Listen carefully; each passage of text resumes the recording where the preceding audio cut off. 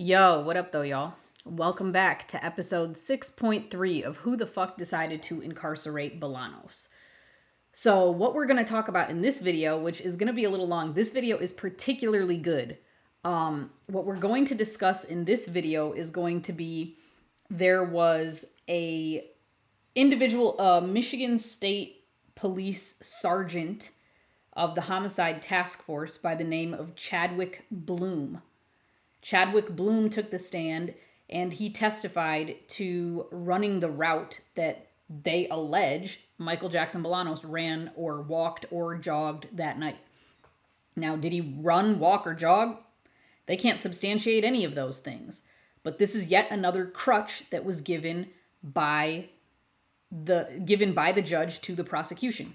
Why was this a crutch? Well, before I play for you the clip, which was a sidebar, it started as a sidebar and then it ended up being a entire argument that happened outside the presence of the jury. So the jury didn't even get to hear this argument back and forth, which is standard. But the ruling was in fact that this evidence would come in, or that this officer was allowed to testify regarding his test that he ran. Now, why is it crazy that this officer is allowed to testify about this test that he did? And again, the test is that he ran, he jogged, and he walked the path that he believes Bolanos took on the night in question. Well, it's bullshit for several reasons. Reason number one is his timing is in fact off, because he's saying, okay, I started running at this time and I made it to the bridge at that time. Cool. You're not accounting for the time that the prosecution is alleging that Mr. Jackson Bolanos was inside Samantha Wall's house, which again, we know never happened, but they're alleging that happened, but they don't want to account for that time inside of there. Well, then your test is inaccurate. Okay, why else is your test inaccurate? You cannot recreate that exact night. You cannot recreate that exact weather. You cannot recreate Mr. Jackson Bolanos. You're not him. So what is your athletic capability versus his? He is a smoker. Are you a smoker? We don't know. That will affect someone's lung capacity and therefore the fastness or slowness with which they can run, walk, or jog. Again, what was his miles per hour that he ran this? Or, you know what I mean? Like his walk per minute and stuff like that. We don't know. And even if we do know, what was Mr. Jackson Bolanos's that night? Because nobody testified to that. So if you don't know what his pace was, then how do you know that your pace, like how are you comparing paces then at that point? There's no way to do that. This was a test that was done by the prosecution that was 100% not scientific. It had absolutely no backing to it. It held no evidentiary value in my opinion. And I would think anyone else's opinion who really has half a brain. But a bigger issue with this too, or an equal issue I should say, is that this case was bound over from preliminary exam on January 23rd of 2024. The trial did not begin until June 10th of 2024. This discovery was given to us, I want to say like Juneteenth. So like June 19th. They gave us this discovery. In the middle of trial, they ran this test and then wanted to offer up this information without giving us an opportunity to have a variety of people run, walk, and jog this to try to rebut what Chadwick Bloom is saying. Again, this is an attempt by the prosecution to, number one, just throw information at us last minute and expect us to be able to defend it right there on the spot, which, truth be told, is easily defendable if the judge would have listened to what we were saying. There is no way, shape, or form in which this officer should be allowed to take the stand and testify to his capabilities of him running, walking, or jogging this path. On top of which, where the officer stops running, walking, or jogging, his stop point, how do we know that that's the exact same stop point as Bolanos? They're saying, well, we looked at the video. I don't give a fuck if you looked at the video. Does the video fucking indicate exactly where the fuck he stopped? From your eye, you can look at the video and be like, he stopped approximately right here. That doesn't mean that that's accurate. That's not accurate. That's you fucking eyeballing something. Like, there's no level of accuracy to anything that this guy testified about. And over our objection, he was still allowed to testify to this. A crutch given to the prosecution. The judge just gave them this and was like, yeah, go ahead. Go ahead. Just go ahead and do it. Utterly ridiculous. So listen to this exchange. And again, keep in mind, this exchange was done outside of the presence of the jury. So watch this exchange and listen to how the outcome of this comes about. And tell me whether or not you think this is bullshit, the way that I think this is bullshit. But let's take a look at it. Yes, Judge, I would object. I believe that the prosecutors is trying to elicit some type of estimate of how long it took from Sergeant Bloom to get from this particular area of 1366 Joliet to the Monroe Bridge, where it intersects with the 375 freeway, to try to, I guess, insinuate on how long it would take or could have taken an individual, which is highly prejudicial. It's not scientific at all, because you can't reduplicate the situation. First of all, we don't know which way, if Mr. Jackson Bolanos went, the manner he went there, as far as walking or running. The weather's not going to be able to be reproduced, such as what time of day it was, whether or not there was traffic or not. In his particular situation, they had Michigan State Police block off a certain streets, which would not have been the case in Mr. Jackson Bolanos' situation. It's also a different body type, different age, different race. There's a lot of variables that go in there that can mislead the jury if he's able to get up there and say, oh, it took me a minute and a half. I ran it this time. I jogged this time. I halfway walked this time and halfway jogged it. And just highly misleading to the jury and highly unscientific. And I don't believe he should have an opportunity to elicit this testimony from the sergeant on how long it took him personally to do it. Because it could take me a different time than it takes Sergeant Bloom, yourself, him, Mr. Jackson Bolanos. It can all take us a various amount of different times around it. And I don't believe he should be able to get up there and say, I did this on a particular day and it took me this long, especially if he's running. Judge, the whole reason that the defense asked for a scene visit in this case was to try to raise this argument that it's impossible to cover the distance from Miss Wool's residence to that point on the bridge that we saw on the video in the period of time in question. The defense made the claim in opening statement that the timeline is virtually impossible. That was the direct quote. But in fact, what we have is a situation where the motion is detected at 4:20 a.m. The motion ceases, or at some point between 4:20 a.m. and 4:22 a.m. when the motion detector is in idle mode. And then exactly 1 minute and 25 seconds later, we see what obviously my argument is going to be is the defendant emerging at this point on the Monroe Street Bridge, which is exactly a quarter mile away from the victim's house. I think to have Sergeant Bloom testify that he measured that distance, he measured it, he can give an exact number of feet that distance is from her front door to that exact point where we see the defendant emerge, and he will talk about three different ways that he traversed that. Once by walking, once by doing a light jog, and once by doing a fast run, and the times that it took to do each of those three things. I think that it would be incredibly misleading for this not to come in.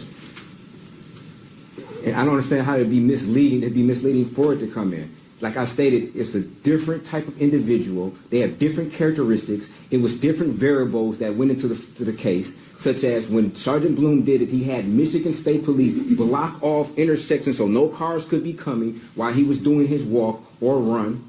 And the jury would be able to make their own conclusions. It's like if you brought in a professional runner and said he could do something, Sergeant Bloom may be in better shape than Mr. Jackson Bolanos as far as his ability to run. So just because he did it, that doesn't mean that it's possible for Mr. Jackson Bolanos to do it. And I think it's highly misleading for him to get up there and say what he personally did in a very controlled environment, super controlled environment, when he had everything in his favor. Nothing would have been able to get in his way, and as far as progress, as far as running, and that was not the case with Mr. Jackson Bolanos.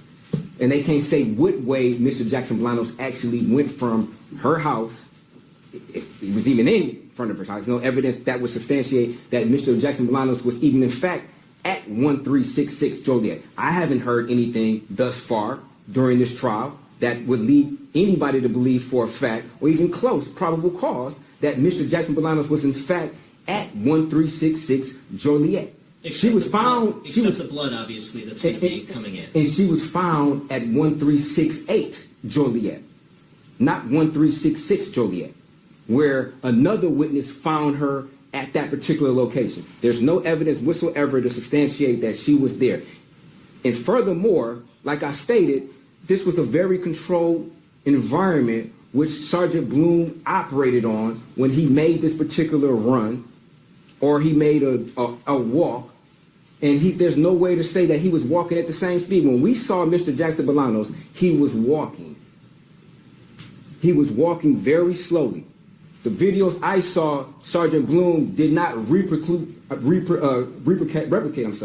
that same gait, that same walk, or that same pace at all. He moved much faster. So it'd be very misleading for him to get up there and say, oh, I walk, when he was speed walking. There's nothing that showed Mr. Jackson Bolanos in the video that we saw who was speed walking. He was walking very casually across the Monroe Bridge. He was walking very casually when he walked in front of the casino, very casually.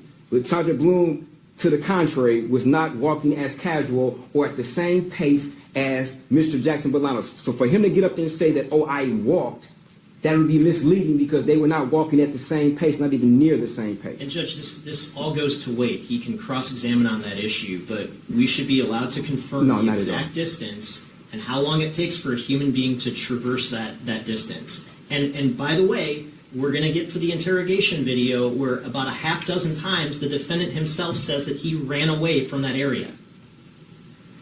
Ran away. Not walked, he ran away. They can play the interrogation video, and then the jury can draw whatever conclusions they want from it. In the totality of the circumstances, taking that with the video that they see of him actually walking, they can take it for whatever they want. But for him to say how fast a human being could run it, that is highly misleading. Now, he can say he calculated the distance from that particular area to where Mr. Jackson Bolanos is first seen. I have no problem with him saying what the distance is. But for him to say how much time it took him personally to do it, and he's the only individual that did that, Judge, that's just highly prejudicial. Judge, if I may. I'm trying to understand how this is prejudicial. And it's misleading. Again, it's what they're trying to do is mislead the jury into thinking that this is an impossible feat for someone to cover a quarter mile in a minute and 20 seconds, which is a ridiculous proposition. And I mean, that's all we're doing is rebutting a ridiculous proposition with facts. And that's not a fact. First of all, this is not even a scientific fact at all. This is, like I said, this is a very controlled environment. And then furthermore, what we said is impossible is for him to be able to go into this apartment, do all of this, and which stated that he allegedly did, and then get there at that amount of time. Not that he can't just get from that particular location there, so he maybe doesn't understand what my argument is, but there's no misleading. If anybody's trying to mislead the jury, it's him. He's not looking at the facts from what they are. And it's very clear that what was stated during my opening, what my theory was as far as that. And so for him to keep insinuating that I'm trying to mislead somebody, maybe that's just projection. Thank you, Judge. Also, just to touch on what he said as far as us requesting that the scene be viewed, the reason for us to do that is to avoid a situation similar to what it is that he's attempting to bring in right now. To have them each view with their own eyes what they could perceive that to be is, in fact, the proper use of evidence, Judge. The evidence speaks for itself. It is them viewing this. It is them interpreting it for themselves and personalizing it themselves. The credibility that they would weigh that to be. What he's suggesting to do now, again, to Mr. Brown's point, is in a controlled way try to show something that there's no factual depiction that can even have weight to say that it's the same individual of the same build, of the same athleticism, of the same capabilities, at the same pace. Judge, it truly doesn't fit the purpose for which he's trying to bring it in. And all of that comes out on cross-examination. And the fact that you're saying it was a controlled environment, it was 4:20 in the morning. There is not a lot of traffic running through those streets at 4:20 in the morning. How do we know You that? don't see any on the bridges at that time. Judge, I would argue that we do. We do see traffic. There were several times throughout the video that we were able to see traffic. At 4:20 on that bridge? Yes. And people are striking out there. Yes. It's multiple people out there at that particular Walking, time. yes. Yes, walking. Yes. But there were cars as well, Judge. And we don't. I ran the doggone thing myself in rush hour. That doesn't matter. At about 8 a.m. in 80 seconds. And if I can do it at 8 a.m. in 80 seconds where I'm running around cars when I reach the intersection of Rivard and Lafayette, the idea that this was a controlled environment has... again, this goes to weight. This has nothing to do with the admissibility of this testimony. Judge, So- again, I don't think that we would argue if he wants to just Say the have him distance. testify to the distance, that's fine, but there's no need to introduce a video of different... I'm not introducing a video. Or asking him how long he ran it. You can't ask him how long he ran it and then try to insinuate that, because he ran in this amount of time, that it's possible that Mr. Jackson Bolanos could have did it at the same time. Like, that's just so misleading to the jury. He can say what the distance is, but he can't physically say, I went out there and I particularly made this particular run. They are not the same individual. We don't know if he's a smoker, if he has the same lung capacity as Mr. Jackson Bolanos, whether or not he was an ex-runner. I mean, we don't know all these different variables. So for him to say that he did this in a particular amount of time is totally misleading to try to insinuate that Mr. Jackson Bolanos could have done the same thing. Like, it just is. Now, if he wants to say the distance, that's fine. But for him to get up there and say, I personally ran this distance at this amount of time, it's just totally 100% improper and just cannot be allowed. So all of your arguments go to the weight, not the admissibility. And all of that can be brought out during cross-examination, that he is not your client and that he may have different characteristics than your client. But I think it is admissible evidence, and it's not more prejudicial than probative. It's more probative than prejudicial. So it will be allowed to come in. You've made your record. Let's bring the jury back out and the witness. Okay, so for those of you that understood the argument that was being made there, in my opinion, the judge was pretty obtuse in her ruling to allow that testimony to come in. There is no way in hell that testimony should have ever come in. That's the most ridiculous line of testimony I've ever heard.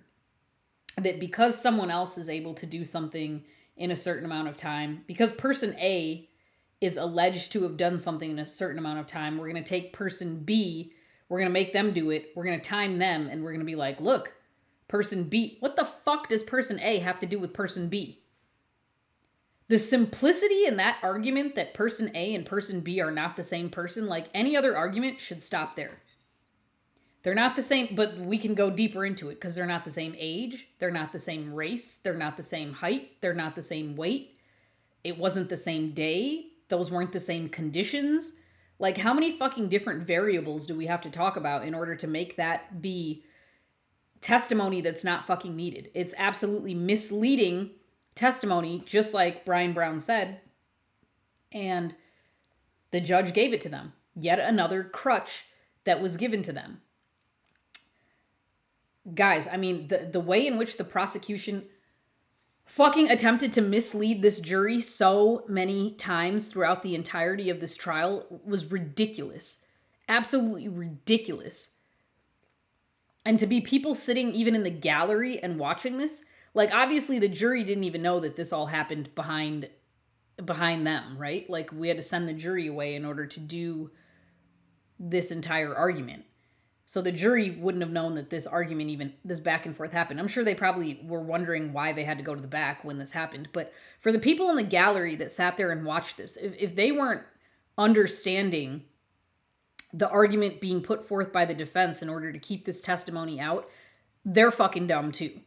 Like, there cannot be this many stupid people that exist on the face of this earth. Like, I refuse to believe that. That's wow. Wow. But the straws that the prosecution is trying to reach with, like, y'all, come on, let's be real. Like, that's bullshit that they're even trying to put that out there and be like, well, Chadwick Bloom was able to run it, and I don't give a fuck what Chadwick Bloom was able to do. That's crazy for anyone to even care. Like, Chadwick Bloom is not Michael Jackson Bolanos. End of story. Literally end of story. He didn't do it on the same day, under the same conditions. He's not the same person. He's not the same height, weight, blah, blah, blah, blah, blah. All of those things. All of those things. So, I mean, whatever. That's yet another crutch. So stay tuned as we continue down our series of who the fuck decided to incarcerate Bolanos. Because let's be real. Why the fuck is this man still in prison? This is crazy. All of this that I'm showing you guys is showing you just how fucking utterly ridiculous all of this was. So stay tuned. Let's go.